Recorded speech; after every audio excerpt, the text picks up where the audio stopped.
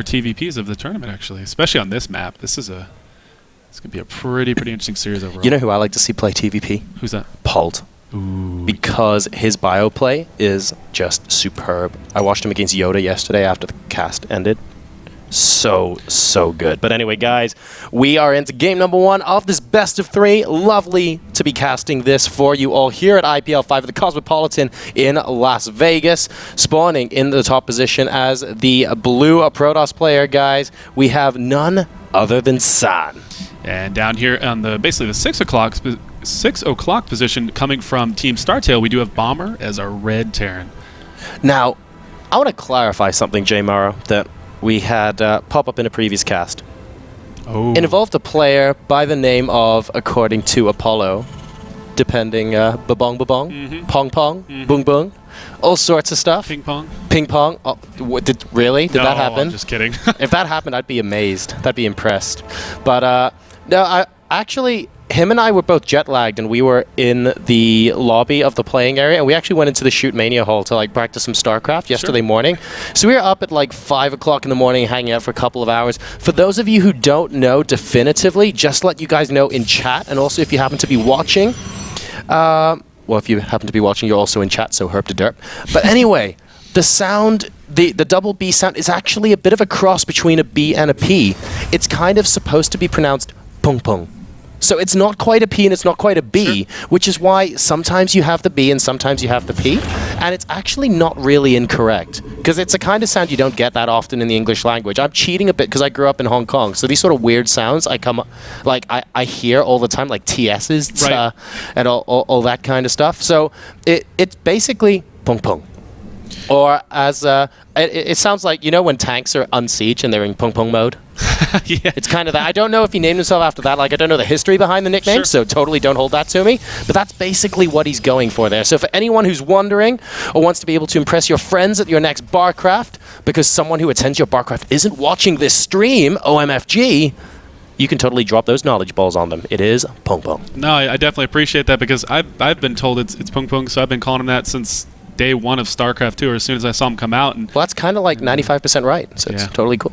I'm okay with this. But, you know, it looks like right now, San is just going for an in-base gate, going up to Cybercore. Maybe we'll see a Cybercore expand build here? Ooh, I think it might be possible. I mean, he's going up to 260 minerals right now, but he is spending a decent amount. We have to see. I want to see like what units he's actually pushing out. He's actually coming with a Zealot and a Stalker, so still could be a number of things he's going for here. If he hasn't seen that an expansion's going down, like when San is convinced an expansion's popping down here, then I think he's going to feel a lot safer expanding. Sure. But against anything else, he doesn't want to just accidentally build order win if Bomber like has another barrack somewhere, if he's thinking about going Marauders or something like that. Even a little bit later, not taking your gas at a normal timing, Marauders can still hurt pretty bad in the early game against Protoss if you just if you don't see them coming. There it is. I was wondering. Here it is. This is kind of interesting. I saw him. What? Yeah, he was banking 600 minerals for about 15 seconds there. That is interesting indeed. So we're going straight up to triple command center, but Bomber hiding his third command center in the top right location. Now this is an inspired play on the grounds that San has scouted Bomber, so he's not going to be scouting that top right location, you know, for probably 10 minutes into the game before he starts scouting for drops and stuff like that. But at the same time, this is also the kind of thing that once your opponent knows you've done it, it only works once. Yeah, so a absolutely. Bomber has to make use of this in this particular game. He has to try and make this gamble pay off and win this game number 1.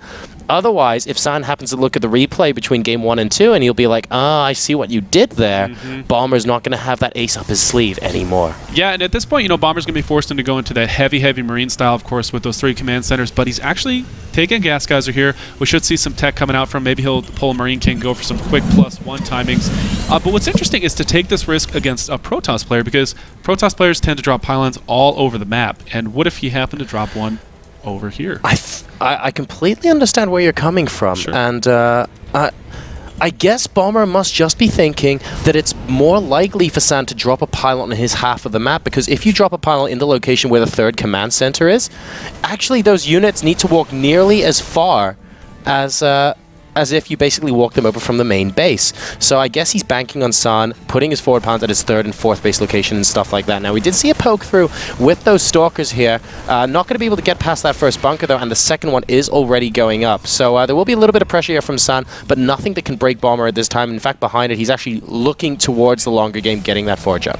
Yep, and it looks like actually Bomber grabbing a second gas geyser, going up and grabbing stem. There's only 3 gates, so again, this is not some sort of there's no real aggression. He's just kind of messing with Bomber a little bit, and of course I'm sure Bomber's a little bit stressed just because, you know, he does have those 3 command centers. He cut a couple of corners, and but there's the engineering bay coming down from Bomber. So I love this style. Very, very greedy Terran.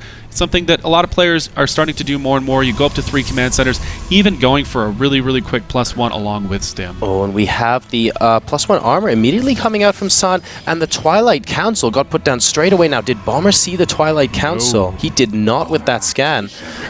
So there is the possibility here that San is going to go straight up to charge lots, of course. That +1 armor helping the Zealots tank that damage, and wow! What 6 star sense. San.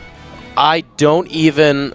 This is just great star sense coming out from San. I was saying, look, there's just no good reason for Protoss to scout this location until much later in the game, unless they suspect amazing shenanigans to go on, and it looks like at the 8-minute 30-second mark, Bomber's gamble is not going to pay off here. He has 3 SCVs and a mule. And quite frankly, San's going to be able to stop this from mining in about 30 seconds' time, and Bomber is really going to hurt as a result of this. Yeah, that's, you know, I wonder, you know, Bomber's a really, really good player. He can do aggression, he can do passivity as much as he wants to, and I'm wondering if San felt that. He's like, you know what, this is kind of weird from Bomber.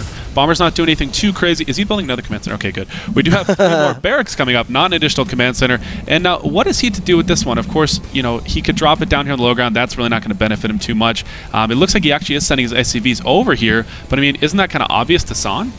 I think you might be right there. I mean, the obvious play would be to float the command center to the 3rd base location. There's normal 3rd base, and obviously it'll take a while, but that's the price he has to pay for going for that gamble so early on in the game. Bomber has to go for those extra racks as well, of course, because San saw that 3rd command center. He saw it wasn't mining for very long, so he goes, aha, this is why you haven't been very aggressive, and San might be planning some sort of timing around that as soon as he saw that command center go down. So Bomber needs to be able to get those units out to defend against a potential push really, really quickly against San here. And it looks like San actually opted to take a 3rd. He doesn't have a robotics facility on the way. He's getting his +1 attack. He already has +1 armor, a couple of Archons, so going up to the Twilight tech, kind of leaning away from robotics facility right now. And this is something that people are doing more and more right now, kind of leaning more towards Twilight tech as opposed to the predicted, you know, robotics facility. Yeah, this is, San is going straight up to Archons. He has just finished Zealot leg speed as well, so he was, in fact, going for that Zealot Archon style composition that we talked about earlier. He might be going for a bit of a push on the grounds that he saw that Bomber's 3rd. Basically, just got lifted up and has to take forever going back home, and it looks like Bomber is going to put that at the regular 3rd location eventually.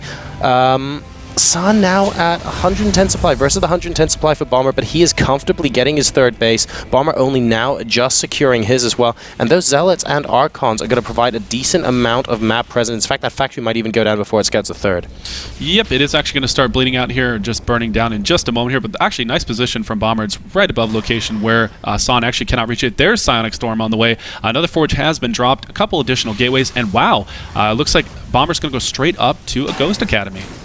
Okay, well that's a good choice coming out of Bomber there. I mean, really, Zealots with speed are so good against Bio Jmar, and the reason they're so good is because they get there quickly, so it's a lot more difficult to kite.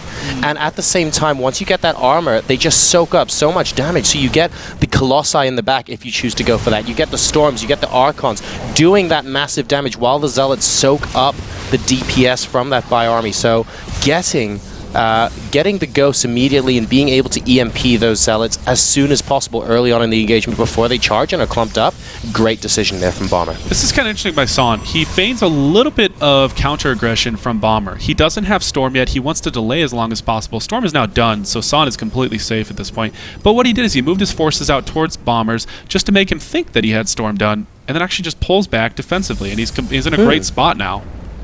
That factory driver really needs to think about jumping ship right about now. I hope that thing comes with a parachute, Jmar, because he's going to need it very, very shortly indeed. In the meantime, we have Bomber posturing out in the middle of the map, and 4 drop ships. Seen by that Stalker. So good there from San. factory, of course, it does destroy itself in the meantime, and now we have Ghosts out with this army as well from Bomber. Now, that isn't a game-ending army there. That's actually a pretty small pocket of units before the rest of them get there. So he's not looking to end the game with this. What he wants to do is maybe get a money EMP off and snipe off a couple of units. Wow. Oh, and that was a money EMP if I ever saw one. Every single High Templar gone straight away, but the quadruple dropship. Oh, no feedback.